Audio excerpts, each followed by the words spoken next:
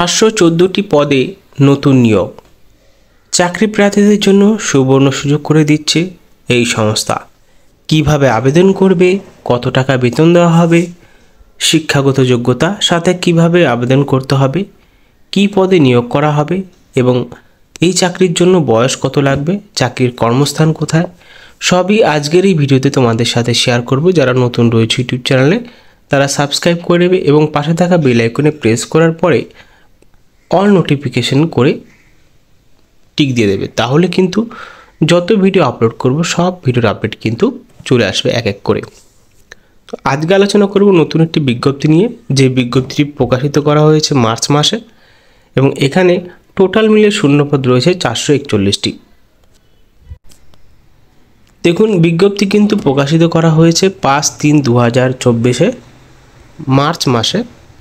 এখানে যে সমস্ত পোস্টে নিয়োগ করা হবে এখানে দেওয়া আছে এবং আবেদন করার শুরু তারিখ 21/3/2024 থেকে চলছে এবং আবেদন শেষ হবে 19/4/2024 পর্যন্ত।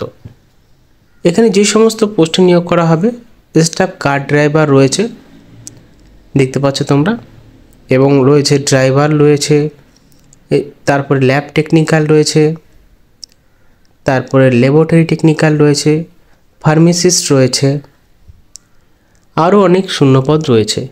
স্টোর সুপারভাইজার রয়েছে, স্টোর কিপার রয়েছে। এই সমস্তের জন্য কিন্তু আলাদা আলাদা শিক্ষাগত যোগ্যতার প্রয়োজন রয়েছে এবং টোটাল মিলে ভ্যাকেন্সি রয়েছে 414টি।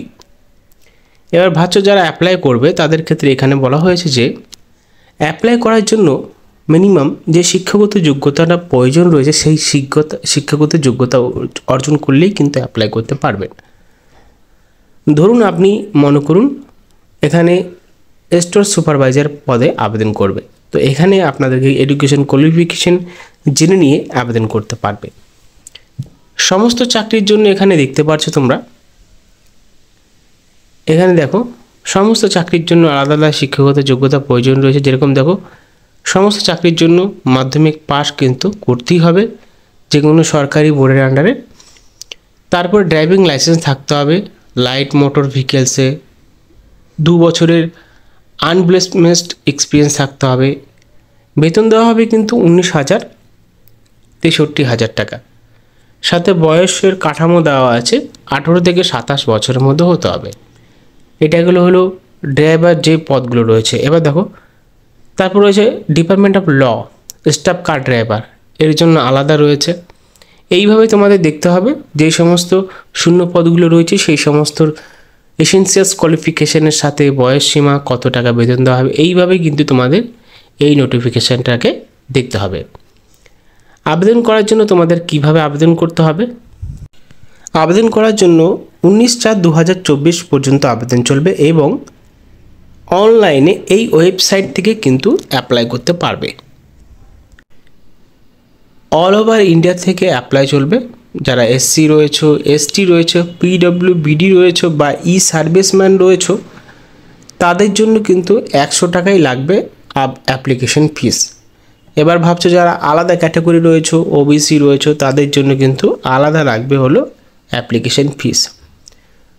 এখানে এক্সামিনেশন স্কিম দেখতে পাচ্ছ, 1 টায়ার এবং 1 টায়ার টেকনিক্যাল এবং এই সমস্ত পোস্টে কিন্তু এইভাবেই নিয়োগ করা হবে। প্রথম রয়েছে 1 টায়ার।